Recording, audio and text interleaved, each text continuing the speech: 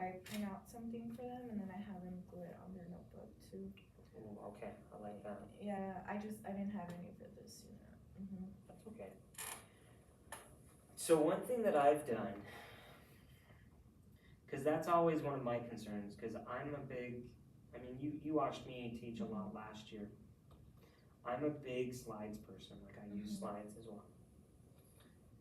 But I didn't have important, like test important information on every slide.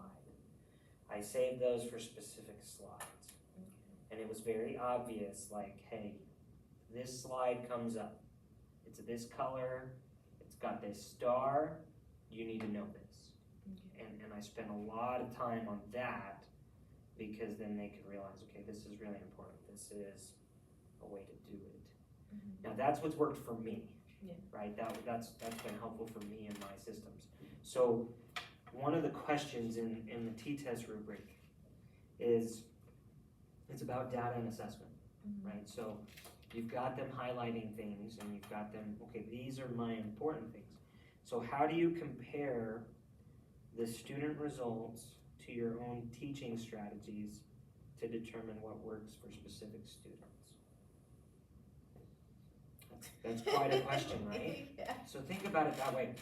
How are you, when you're planning and when you're doing those things, how do you determine what's important?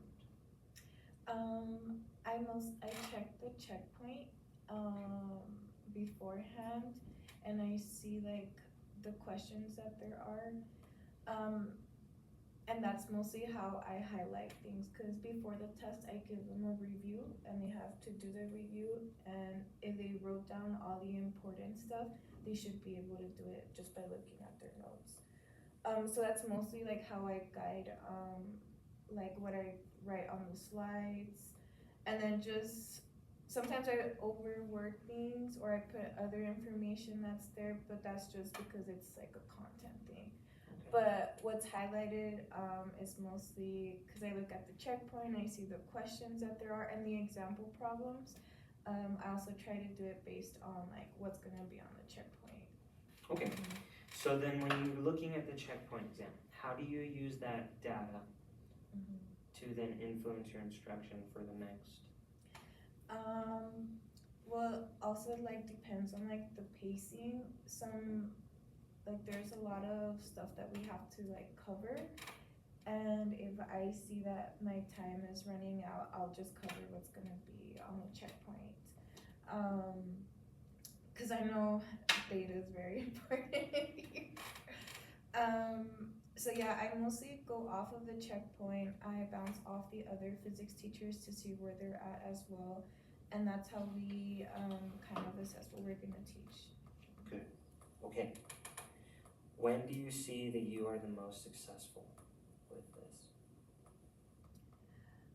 I would say once I get like the data back from the checkpoint.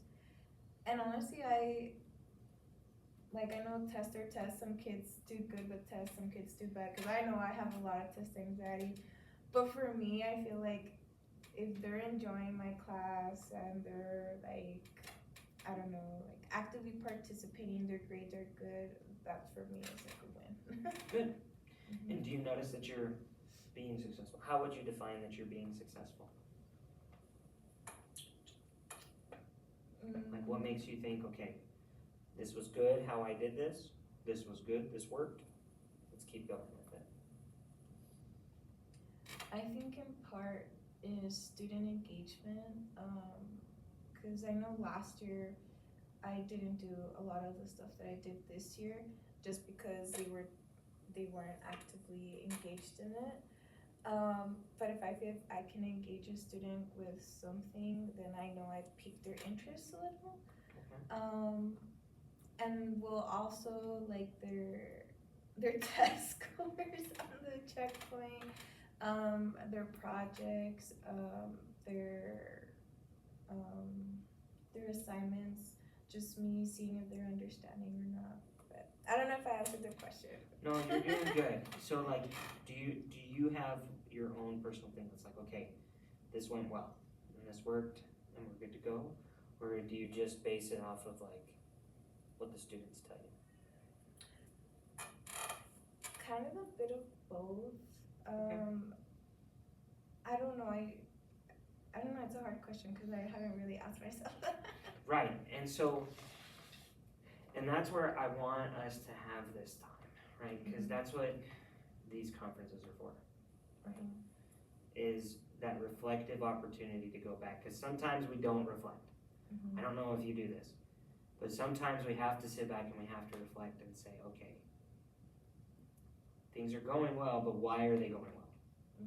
Right? What is good about this?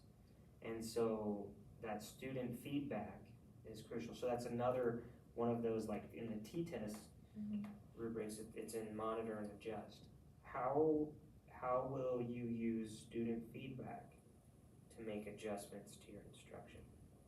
So we're not only using, we're not using just checkpoint hard data, but also like the student feedback. And you've done a really good job. Like you said last year, your students were very engaged and things of that nature. And so you've been doing that. So you've changed, you've adapted. And you've noticed that engagement's coming up, you're seeing greater activity.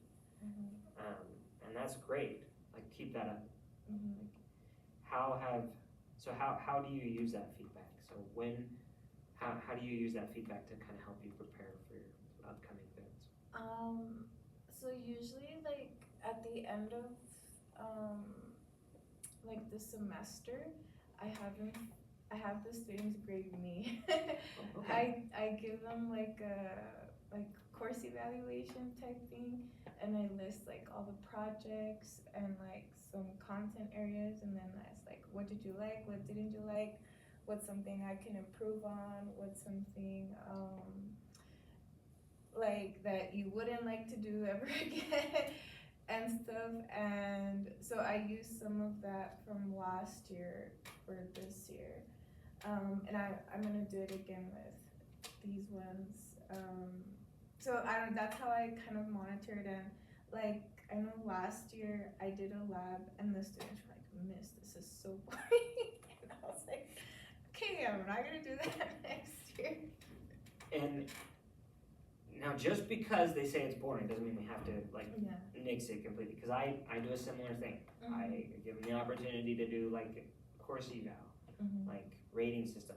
And every year it's always like, I hate the reading. Like I don't ever make us read again, because I do the same thing. And I make them read professional level material. But what I've done is I've changed how I've presented the reading information. So they're still getting it. Right? They still have to read. Like that's just part of the class. Right? And there's certain things that you're like, oh, I still gotta do this. I can't just take this out completely. But then it changes our approach to it. And makes it, and so it's taken me some time. Like I haven't gotten a full on just I hate reading like again. It's been a year. But I have adapted how I've done the reading assignment, how I've presented it. And that's through student data. That's through reading it and doing it. And so I've noticed that when I'm looking at the answers and things of that nature as well too, I'm saying, okay, well, everybody missed this question. Like everybody missed that question. So that's not okay. Like, because that's going to come up again, or no, this is a basic concept that everybody's got to understand. Like I've got to make sure this is solid. And so then what I try to do is I try to scaffold it in there after, or I try to have the students then teach each other that concept. The ones that I know, like, okay, hey, I know you got this, but the way I'm teaching it, nobody else can understand this, so it's your turn. You get to teach it. And so I've done that a couple of times, and it's been helpful for the students to kind of see a peer teach them how they do it. That's one of the ways that I use data, and that's how I monitor and judge based on the student feedback. Because I tried a new project this year, and I don't know. Some people enjoyed it, others were like, this is stupid. Like, I already did this in a different class, and so that was good to know, right? because